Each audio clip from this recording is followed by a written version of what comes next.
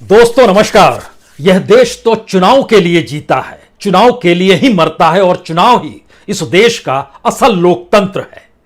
और चुनाव में जीत मिल जाए तो उसके बाद समूची ताकत उस सत्ता के पास होती है जो सत्ता संविधान की शपथ लेकर संविधान को खुद ही सत्तानुकूल परिभाषित करने की दिशा में ले जाए।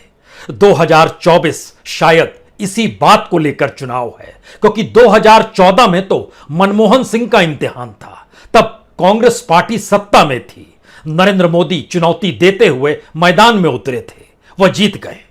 2019 में नरेंद्र मोदी के औरे की परीक्षा थी। अंतर्राष्ट्रीय तौर पर उन्होंने जो औरा बनाया, हिंदुत्व का नारा चुपके चुपके आरएसएस ने लगाया और राष्ट्रवाद की गूंज सत्ता के जरिए ठसक के साथ पूरे देश को डराते हुए निकल पड़ी। लेकिन 2024 में तो मुद्दे होंगे, ऐसे मुद्दे जो लोगों की जिंदगी से जुड़े हैं। वह गरीबी के मसले हो सकते हैं, महंगाई के मसले हो सकते हैं, कमाई के मसले हो सकते हैं, लूट के मसले हो सकते हैं, संवैधानिक संस्थानों को अंदर से खोखला बनाने का भी जिक्र हो सकता है। यानी 2014 और 2019 इन दो लोकसभा चुनाव से इतर 2024 का चुनाव होना है। जनता के जहन में बीते 10 बरस का कच्चा चिट्ठा जरूर समाया हुआ होगा और हो सकता है उस 10 बरस से पहले की परिस्थितियां भी उसके जहन में रेंगने लगी हो।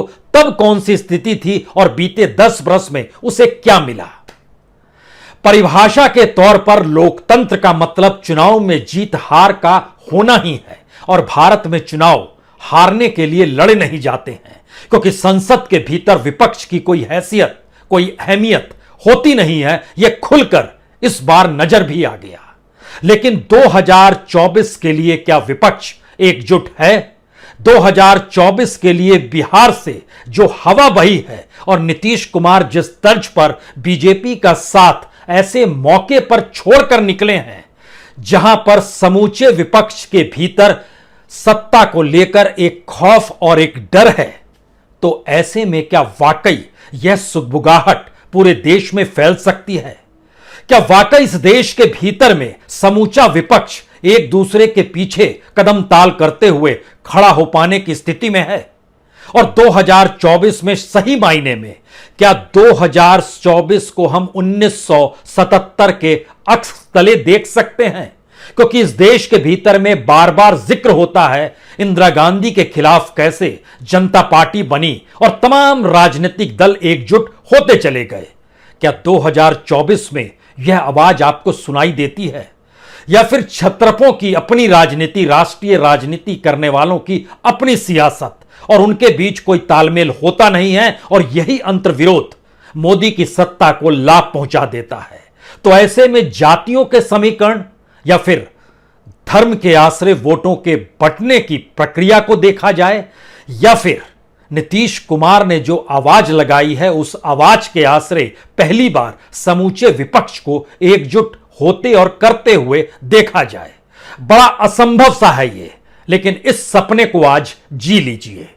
एक एक राज्य, एक एक व्यक्ति और एक एक परिस्थिति के आश्रय 2024 की परिस्थिति विपक्ष के लिए क्या बनेगी, जरा आज इसे परखने की कोशिश कीजिए।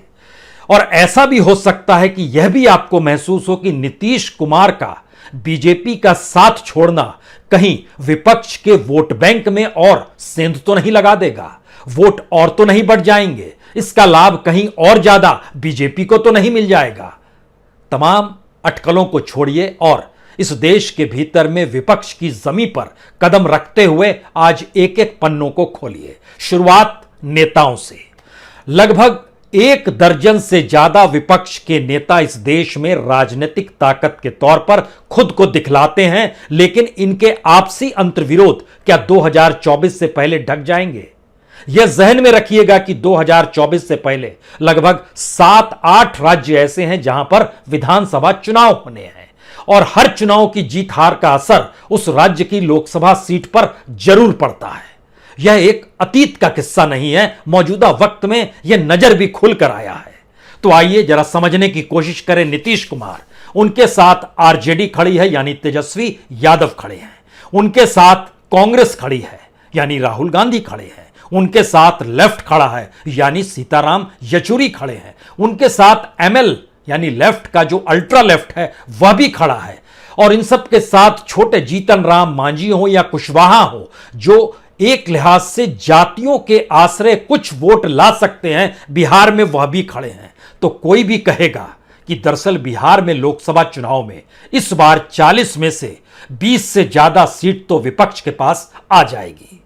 लेकिन हमने एक जिक्र किया है 2024 का चुनाव जो लोकसभा का चुनाव है, वहां की परिस्थिति में सामने बिहार से निकल आने के लिए क्या वाकई नीतीश कुमार चेहरा बन जाएंगे?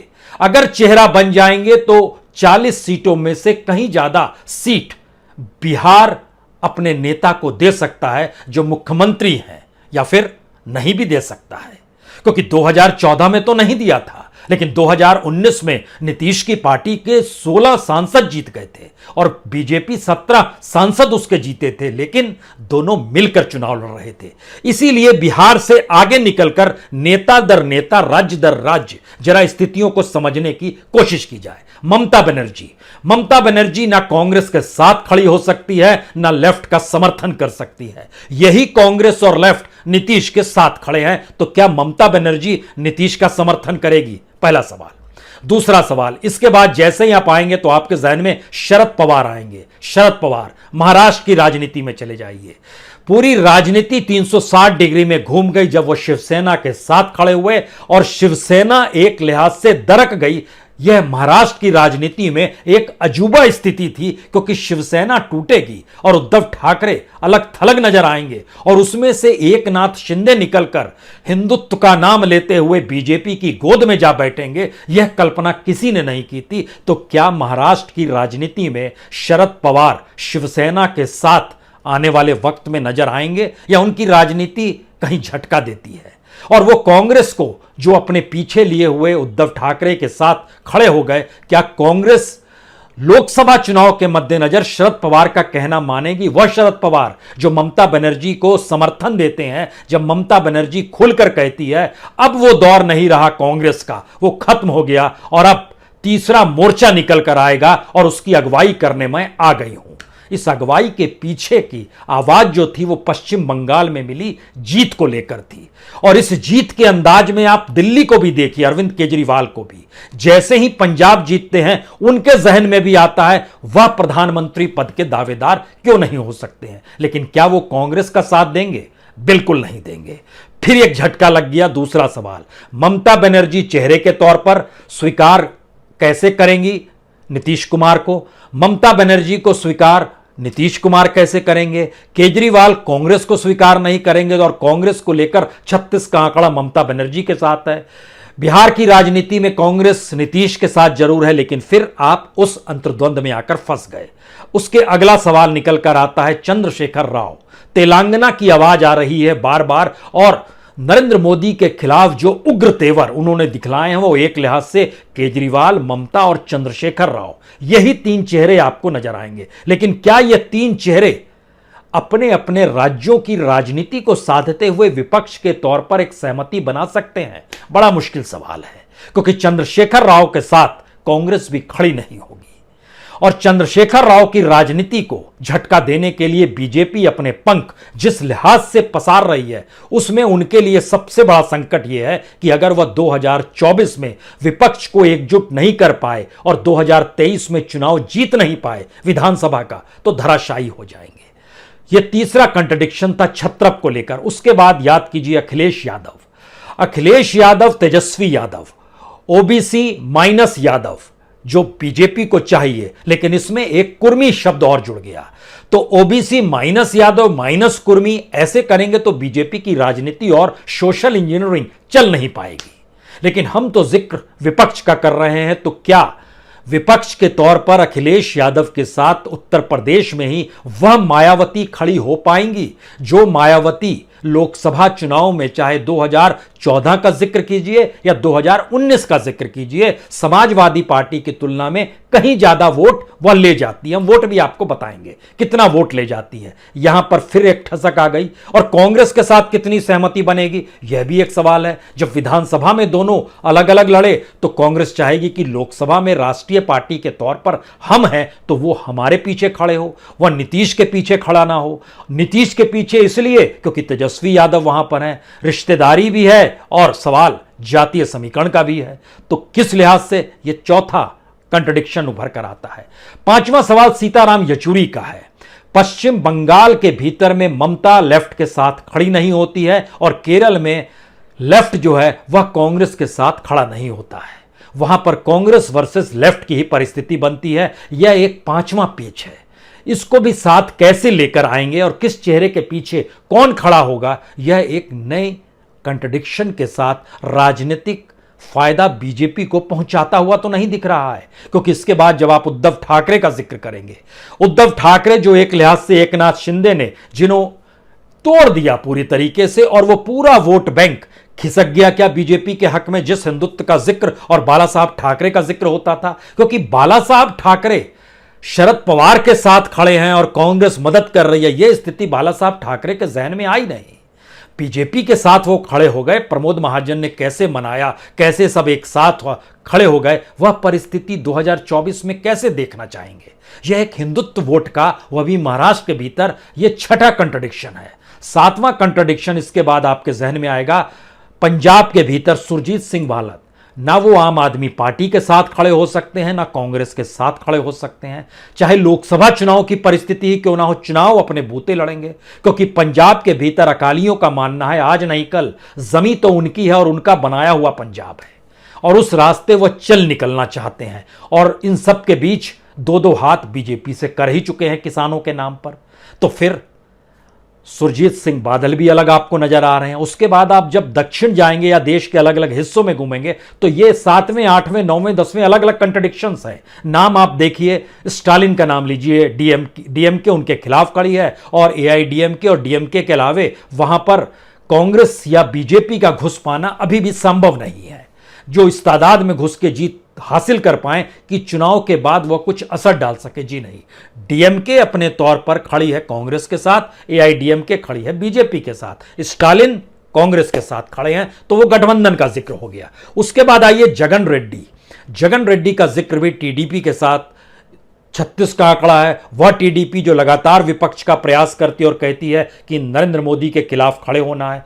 फिर चीजें बट गई। उसके बाद नवीन पटनायक आई है। नवीन पटनायक उड़ीसा में, वहां पर बीजेपी उनकी सियासत को सधने देती है, कांग्रेस आगे बढ़ नहीं पाती है। इन परिस्थिति में धीरे धीरे बीजेपी अपनी जमीन मजबूत कर रही है और कांग्रेस साथ नहीं खड़ी है।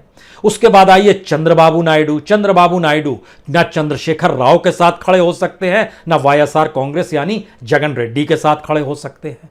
फिर चीजें उलझ गई। उसके बाद आइए ओवैसी, एक सीट हैदराबाद की, उसरे आसरे देश भर में शोर और हंगामा, और हिंदू और मुस्लिम के बीच वोट बैंक को लेकर जो लोकतंत्र का जिक्र, कॉन्स्टिट्यूशन का जिक्र और पता नहीं क्या क्या जिक्र होता है। लेकिन इन सब के बीच ओवैसी को लेकर एक मान्यता अगर विपक्षी राजनीतिक दलों में बनी है कि यह हिंदू मुस्लिम के खेल में ओवैसी ही दरअसल छौंक डालते हैं, तो फिर वो साथ कैसे खड़े होंगे। फिर चीजें उलझ गई। और यह नजर भी आया बिहार में ओवैसी साथ में नहीं खड़े हैं, बाकी पॉलिटिकल पार्टी खड़ी है नीतीश कुमार और तेजस्वी के साथ, एआईएमएम नहीं खड़ी है। अब इसके बाद आइए हेमंत सोरेन। हेमंत सोरेन कहां टिकते हैं, झारखंड मुक्ति मोर्चा, और वह क्या 36 के आंकड़े के साथ किसी के भी साथ खड़े हो जाएंगे। सत्ता मिली तब तो साथ है, लेकिन सत्ता ना हो तब कैसे खड़े होंगे, यह एक सवाल था। लेकिन 2024 में विपक्ष की इस एका के भीतर दर्जन भर नेता और दर्जन भर अंतर्विरोधों के साथ जब आपकी एंट्री होती है तो आपके रास्ते में कांग्रेस का बोर्ड दिखाई देता है। कांग्रेस के बोर्ड का मतलब यह है कि पूरे देश के भीतर में विपक्ष के तौर पर कांग्रेस की मान्यता दूसरे नंबर की पार्टी के तौर पर है, और समूचे विपक्ष को भी आप जोड़ लीजिएगा तो भी वो कांग्रेस के बराबर कर नहीं पाते हैं। नेताओं के चेहरे आपको नीतीश में नजर आ रहे हैं, ममता में नजर आ रहे हैं, केजरीवाल में नजर आ रहे हैं, पवार में नजर आ रहे हैं। आपको कोई भी चेहरा किसी भी रूप में नजर में आ रहा है, चंद्रशेखर राव को भी देख रहे हैं और अपने तौर पर शिवसेना को भी आप देखने लगी है। लेकिन इनके वोट क्या हैं और इनकी वोट की ताकत क्या है। और इन सब के बीच जब आप कांग्रेस का वोट देखते हैं तो क्या ये सभी राजनीतिक दल अपने राज्यों की राजनीति को छोड़कर कांग्रेस के पीछे खड़े हो सकते हैं, या यह छत्रप अपनी छत्रप की राजनीति को ही साधने के लिए राज्यों के चुनाव में चाहते हैं कि बीजेपी के खिलाफ कांग्रेस उनके साथ खड़ी हो जाए और लोकसभा के चुनाव में वह अपनी छत्रप राजनीति का प्रदर्शन अपने आप और अपने मंच से कर सके, वह कांग्रेस के पीछे खड़े ना हो। यह सबसे बड़ा अंतर्विरोध है जिसका लाभ सीधे सीधे बीजेपी को मिलता है। क्योंकि अगर आप 2019 के चुनाव के मद्देनजर भी समझिए तो 2019 में लगभग 23 करोड़ वोट बीजेपी को मिले थे और तकरीबन 11-12 करोड़ वोट जो थे आपको कांग्रेस को मिले थे। यानी बीजेपी को मिले थे लगभग 37% वोट और कांग्रेस को लगभग मिले थे 19-20% वोट। और बाकी की हैसियत जो थी वो 4% से ज़्यादा की नहीं थी। और जो चेहरे हमने जिक्र किया उन चेहरों के साथ हो सकता है 1% वोट भी उन्हें ना मिला हो, लेकिन वो चेहरे के तौर पर खुद को रखते हैं क्योंकि इस देश के भीतर में एक परसेप्शन है मोदी को चुनौती देने वाला कौन सा चेहरा है। और चुनौती देने वाले चेहरों में अलग अलग जगहों से जो चेहरे नजर आते हैं अपने राज्यों की राजनीति में तीसमार खां बन के वह चेहरे राष्ट्रीय राजनीति में प्रधानमंत्री बनने पर आमदा हैं, एक गठबंधन की सियासत को साधते हुए। गठबंधन की राजनीति में जनता पार्टी का हमने आपसे जिक्र किया, जब इंदिरा गांधी के खिलाफ कई राजनीतिक दल एक हो गए और जनसंघ ने भी अपने चुनाव चिन्ह को छोड़ दिया और जनता पार्टी के साथ आकर खड़ी हो गई।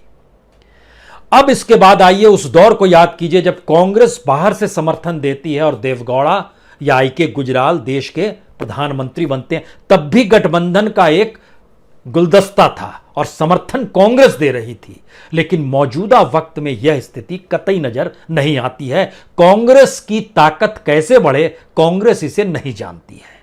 विपक्ष अपनी ताकत के अक्स तले कांग्रेस का समर्थन खोजता है और कांग्रेस अपनी परिस्थिति में जब राष्ट्रीय तौर पर दूसरे बड़े राजनीतिक दल के तौर पर है, क्योंकि बाकी राजनीतिक दलों की स्थिति देखिए। ममता बनर्जी वोट कितना मिला 4%। 4% का मतलब लगभग 2.5 करोड़ से भी नीचे, 2 करोड़ 40 लाख। मायावती चौथे नंबर पर आती है। मायावती को वोट मिले थे लगभग 3.6%। कितने वोट? 2.2 करोड़। 23 करोड़ बीजेपी को, 11-12 करोड़ के बीच में कांग्रेस को। ममता बनर्जी 4.5 करोड़, मायावती 2.25 करोड़, 2 करोड़ 20 लाख। उसके बाद आइए समाजवादी पार्टी। समाजवादी पार्टी को वोट मिले थे लगभग 1 करोड़ 56 लाख। परसेंट के लिहाज से देखिएगा तो यह लगभग 2.5% के लगभग में आता है। उसके बाद किसका नंबर आता है? वाईएसआर का। वाईएसआर तो राष्ट्रीय चेहरा नहीं है, इससे पहले के सारे लोग चेहरे बनना चाहते हैं। वाईएसआर का मतलब जगन रेड्डी, उनको मिले थे लगभग 1 करोड़ 55 लाख वोट और परसेंटेज क्या था? 2.53%। उसके बाद स्टालिन आइए, डीएमके को मिले थे 2.34%, यानी उनके जो वोट थे वो तकरीबन 1 करोड़ 43 लाख के थे। शिवसेना उद्धव ठाकरे, उनको मिले थे 2%, 2.09% और उनके वोट थे लगभग 1.25 करोड़ के लगभग में उनको वोट मिले थे 1 करोड़ 28 लाख, क्योंकि उनके ठीक नीचे चंद्रबाबू नायडू की पार्टी थी, लगभग 2% वोट के साथ 1.25 करोड़ वोट उनको मिले थे। उसके बाद सीपीएम आती है। अब आप सोचिए, केरल में सीपीएम की सत्ता है, बंगाल से हाथ निकल चुके हैं, उसे वोट मिले थे सिर्फ 1 करोड़। उसको और नवीन पटनायक को 1 करोड़ वोट मिले, यानी सीपीएम और बीजेडी को। इसके बाद जो चेहरे आपको नजर आएंगे उनको इतने वोट भी नहीं मिले, यानी उनके वोट का परसेंटेज 1% के भी नीचे में आकर खड़ा हो जाता है, क्योंकि जेडीयू को कुल मिला के वोट 89 लाख मिले, एनसीपी यानी शरद पवार की पार्टी को 85 लाख मिले, आरजेडी यानी तेजस्वी यादव की पार्टी को 66 लाख मिले, आम आदमी पार्टी को लगभग 27 लाख वोट मिले, झारखंड मुक्ति मोर्चा को लगभग 19 लाख वोट मिले। कहां पर विपक्ष की एकता में कौन सा चेहरा किस रूप में होगा और सभी एकजुट क्यों नहीं होते हैं? और सबके सामने शायद सबसे बड़े दुश्मन के तौर पर कांग्रेस खड़ी है। यह एक विपक्ष का अनोखा सच है कि तमाम पॉलिटिकल पार्टीज, चाहे वो ममता बनर्जी हो, चाहे शरद पवार हो, चाहे चंद्रशेखर राव हो, चाहे केजरीवाल हो, चाहे अखिलेश यादव हो, और एक लिहाज से उस कैटेगरी में चाहे उद्धव ठाकरे को देख लीजिए, सुरजीत सिंह बादल को देख लीजिए, जगन रेड्डी को देख लीजिए, नवीन पटनायक को देख लीजिए, चंद्रबाबू नायडू को देख लीजिए, ध्यान दीजिए, इन सब के लिए राजनीतिक तौर पर चुनौती देने वाली बीजेपी नहीं है, कांग्रेस है। इन्हें डर लगता है कि कांग्रेस अगर उसका विस्तार हो गया तो जो छत्रप का जो ताज उन्होंने पहन रखा है वह भी गायब हो जाएगा। और यहीं से यह बात शुरू होती है। जब इस पूरी फहरिस्त को हम आपके सामने रख रहे हैं तो इसका अगला सवाल यह है कि 2024 से पहले जिन राज्यों में चुनाव होने हैं उन राज्यों में जो भी जीतेगा उसी को लोकसभा इलेक्शन में क्या जीत मिल जाएगी? अगर मिलती है तो उसमें ध्यान दीजिए, गुजरात, हिमाचल प्रदेश इसी साल इलेक्शन होने हैं। उसके बाद कर्नाटक, छत्तीसगढ़, मध्य प्रदेश, राजस्थान, तेलंगाना और मिजोरम, यानी कुल मिला के इन 1 2 3 4 5 6 7 इन 8 राज्यों की 141 सीटें लोकसभा की इन 8 राज्यों के दायरे में आती है। 2019 में 141 में से 120 सीट बीजेपी ने जीती थी। सिर्फ एक तेलंगाना का इलाका है जहां पे 4 सीट बीजेपी को मिली थी। 17 में से 13 सीटों में से 9 टीआरएस जीती थी, 3 कांग्रेस जीती थी, 1 एआईएमआईएम जीती थी। बाकी जगहों की लोकसभा सीट में कोई टिकता ही नहीं है। कर्नाटक जैसी जगह में 28 में से 25 सीट बीजेपी जीत गई, 3 सीट बाकी विपक्ष के हाथ में आया। गुजरात की तो 26 की 26 सीट चली गई, मध्य प्रदेश में 29 में से 28 सीट चली गई, राजस्थान में से 25 में 24 सीट चली गई, छत्तीसगढ़ में 11 में से 9 सीट चली गई। तो क्या कांग्रेस भी अपने तौर पर अपनी जमी को बना पाएगी? या कांग्रेस भी कमजोर होती है तो वो विपक्षी एकता का जिक्र करने लगती है? यह थोड़ा समझना होगा, और शायद कांग्रेस को भी समझना है और विपक्ष को भी समझना है कि विपक्ष की एका किस राजनीतिक दल की डोर से बंधी है। किस राजनीतिक दल को मजबूत करें तो 2024 में चुनौती दे पाने की स्थिति में वह खड़े हो जाएं। और खुद उस पार्टी को भी महसूस करना है कि अगर वह अपने तौर पर एक खुद को मजबूत नहीं करती है और विपक्षी एकता की दिशा में बढ़ती है तो वो और कमजोर होगी। इस मंत्र के आसरे 2024 में जो मुद्दे, क्योंकि 2014 में मुद्दे नहीं थे, वो मनमोहन सिंह के खिलाफ एंटी इनकम्बेंसी का मुद्दा था। 2019 में भी मुद्दे उस रूप में नहीं थे, उस समय तो नोटबंदी थी, जीएसटी था, सर्जिकल स्ट्राइक था, ये सारी पॉजिटिव हवा थी। लेकिन उसके बाद के आर्थिक संकट ने चीजों को बताया कि डीमोनेटाइजेशन से ब्लैक मनी खत्म नहीं हुई, जीएसटी से व्यापारियों को लाभ नहीं हुआ, सर्जिकल स्ट्राइक के जो जिक्र था वो पाकिस्तान और चाइना दोनों सीमा पर आकर खड़े हुए हैं और परिस्थितियां बहुत अनुकूल नहीं है। अंतर्राष्ट्रीय तौर पर चीन यूनाइटेड नेशन तक में पाकिस्तान के टेररिस्टों का साथ देता है और हमारे बाजार को बचाए रखने के लिए चीन के साथ हमारा व्यापार लगातार बढ़ रहा है। यानी ऐसे इशू इस दौर में उभर कर आ गए हैं 2024 में, जहां पर सामने मुद्दे होंगे। इन मुद्दों के आश्रय तय ये पॉलिटिकल पार्टी करेंगी या जनता करेगी?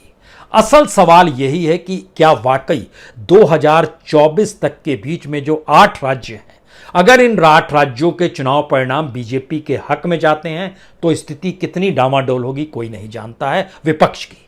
और अगर राज्य बचाने की परिस्थिति में कांग्रेस आती है, क्योंकि अधिकतर राज्यों में कांग्रेस का ही आमना सामना बीजेपी से होना है, जो बड़े राज्य हैं वहां पर अगर बचा लेती है तो समूचा विपक्ष कांग्रेस के पीछे क्या खड़ा हो जाएगा? या इन सब से हटकर पहली बार जरूरत इस देश में ऐसी पड़ गई है जहां एक चुनाव चिन्ह, एक पॉलिटिकल पार्टी और सारी पॉलिटिकल पार्टी उस चुनाव चिन्ह के आश्रय चुनाव लड़ने के लिए अपने उम्मीदवारों को चुनाव मैदान में उतार दे। क्या यह स्थिति हो सकती है? लेकिन ऐसी स्थितियां तो आंदोलन से बनती हैं, और आंदोलन विपक्ष की शिराओं में बहना बंद हो गया है। कोई एक आंदोलन करता है तो दूसरा साथ नहीं देता है, दूसरा शुरू करता है तो तीसरा साथ नहीं देता है, एक के दरवाजे पर ईडी आती है तो दूसरा घबराने लगता है। यानी एकजुटता और एक साथ खड़े होकर कैसे विपक्ष को खड़ा करना है, कहीं यह सपना तो नहीं है। और नीतीश कुमार जिस लिहाज से बिहार से निकले हैं, बिहार की परिस्थितियों में वो बहुत पॉजिटिव है, लेकिन देश की परिस्थिति और 2024 की परिस्थितियों में क्या जो एकजुटता विपक्ष के भीतर कहीं से भी बन पाती, उसमें एक नए धक्का और धब्बे के तौर पर तो चीजें ये नहीं बनने लगी हैं। ये सारे सवाल 2024 के गर्भ में छुपे हुए हैं, इसीलिए ये कितना हकीकत में तब्दील होंगे या फिर सपना बनकर रह जाएंगे, ये सारे सवाल इसलिए महत्वपूर्ण हैं क्योंकि 2019 के बाद से इस देश के भीतर में जो मुद्दे, देश की अर्थव्यवस्था, संवैधानिक संस्थान और इस देश में गरीबी और किसानी और रिफॉर्म को लेकर जो सवाल उठे हैं, वो सारे सवाल 2024 में चुनावी जीत बीजेपी को मिलती है तो उस पर ठप्पा लग जाएगा।